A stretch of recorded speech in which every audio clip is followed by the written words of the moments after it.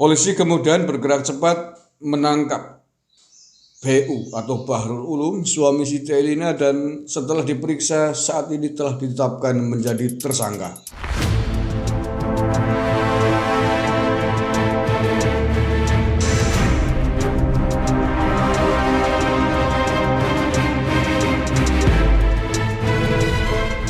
Assalamualaikum warahmatullahi wabarakatuh. Salam Nusantara, salam sejahtera untuk kita semuanya.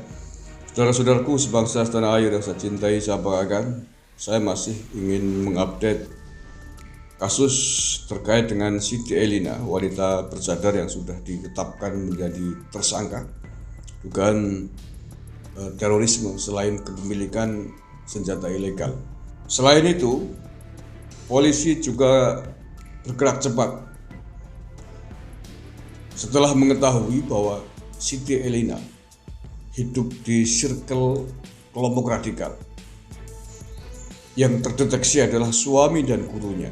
Suaminya BU Bahrul Ulum adalah orang dekat, bahkan dikatakan sebagai asisten keuangan di negara Islam Indonesia, ormas yang sudah dilarang, NII. Begitu juga gurunya adalah orang yang terlibat dalam gerakan tersebut. Polisi kemudian bergerak cepat menangkap BU atau Bahrul Ulum, suami Siti Elina, dan setelah diperiksa saat ini telah ditetapkan menjadi tersangka. Ya, suami Siti Elina sudah ditetapkan sebagai tersangka oleh polisi atas kasus keterlibatannya dengan ormas terlarang negara Islam Indonesia. Hanya sayang ya, kita belum mendapatkan fotonya, gambarnya, tampang dari suami Siti Elina ini. Ini saja saya sampaikan berita terbarunya ya, ini masih sangat baru. Diangkat hari ini, hari Kamis tanggal 27 Oktober 2022. BU, suami wanita berpistol yang coba terobos masuk istana, menjadi tersangka. Suami Siti Elina atas nama BU turut ditetapkan sebagai tersangka oleh Detasemen Khusus 88 Anti Teror Polri. Siti Elina sendiri sudah ditetapkan sebagai tersangka karena mencoba menerobos masuk ke Istana Negara Jakarta dengan membawa pistol. Ya betul, suaminya jadi tersangka, kata Kabak Ops Densus 88. Kabak Ban Ops Densus 88 Kombes Aswin Sirgar kepada Kompas hari Kamis pagi 27 Oktober. Aswin mengatakan BU ditetapkan sebagai tersangka atas perkara lain, tidak sama seperti istrinya. Dia menyebutkan BU merupakan simpatisan kelompok terlarang negara Islam Indonesia atau NII di Jakarta. Suaminya tidak ada kaitan dengan peristiwa Siti ke istana, tetapi dia terlibat dalam jaringan NII yang di mana NII kan sudah dinyatakan terlarang dari dulu, katanya. Ia mengatakan BU sudah berbaiat kepada NII, hanya saja BU tidak masuk struktur NII. Saat ini BU sudah ditangkap oleh kepolisian. Aswin mengatakan BU masih diperiksa di Polda Metro Jaya. Oke ya, itu penting ini, mantap. Dan kalau Bahrul Ulum ini ditangkap dan ditetapkan menjadi tersangka atas kasus keterlibatannya dengan ormas terlarang, mestinya tidak berhenti hanya di Bahrul Ulum, Pak Polisi. Karena kita tahu ormas yang sudah dilarang di negara ini bukan hanya negara Islam Indonesia, tetapi ada ormas radikal yang lain. Maka orang-orang yang terlibat dengan ormas-ormas yang sudah dilarang ini, mengapa juga tidak ditangkapi? Mestinya juga harus ditangkap Pak Polisi, tidak hanya Bahrul Ulum, kalau kasusnya adalah keterlibatan dengan ormas terlarang.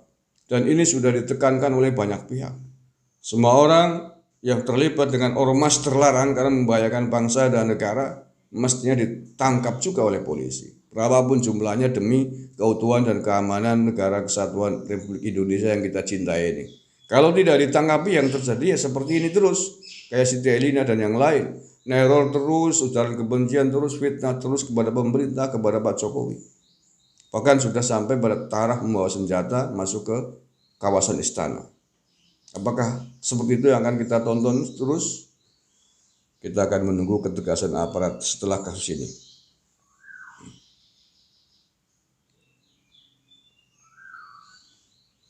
Siti Elina dan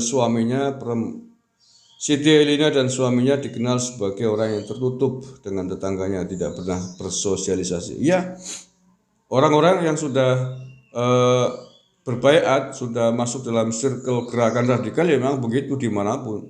Dia akan tertutup. Rumahnya kayak rumah hantu, kordenya ditutup terus, pindahnya tutup terus, dia keluar 1-2 kali. Itu modus dan cara mereka menutupi aktivitas dan gerakan mereka agar tidak diketahui oleh publik. Rapat RT nggak akan pernah mau, dimintain KTP biasanya juga alasannya berbelit-belit, nggak pernah mau. Itu ciri-ciri dari orang-orang yang sudah masuk dalam circle gerakan terlarang di tanah air ini.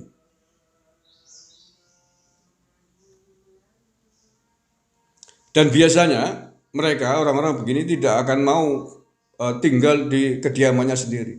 Biasanya itu akan berpindah-pindah dari satu tempat ke tempat yang lain, ngontrak untuk menghilangkan jejak sih ya. Biasanya begitu.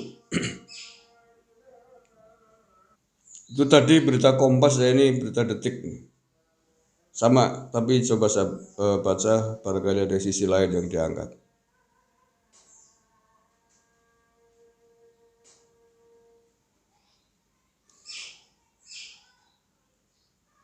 Sumbernya masih sama Pak Aswin. Aswin mengatakan penetapan status tersangka dilakukan setelah pemeriksaan. Awalnya polisi meminta keterangan Bahrul Ulum terkait kasus Siti Elina. Awalnya yang bersangkutan dimintai keterangan untuk kasus istrinya. Kemudian terungkap aktivitas dan kegiatan dia. Setelah di profiling suaminya ini, akhirnya ditemukan dia simpatisan dari kelompok.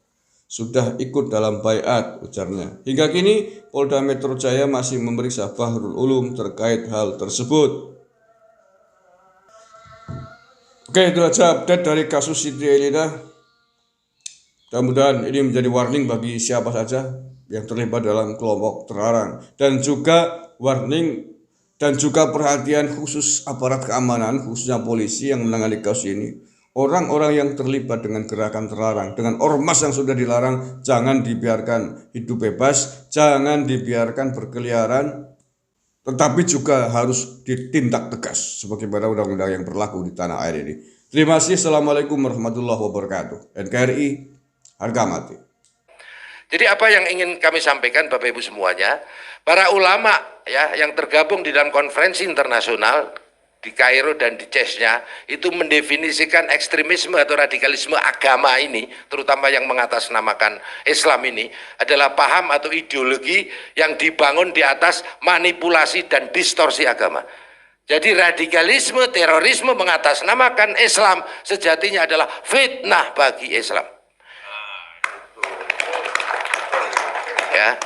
Tidak ada kaitannya radikal terorisme dengan agama apapun, apalagi dengan Islam. Karena tidak ada satupun agama yang membenarkannya. Tetapi harus kita sadari Bapak Ibu semua, radikalisme yang menjiwai aksi terorisme ini ya terkait dengan pemahaman dan cara beragama yang salah dan menyimpang dari oknum umat beragama.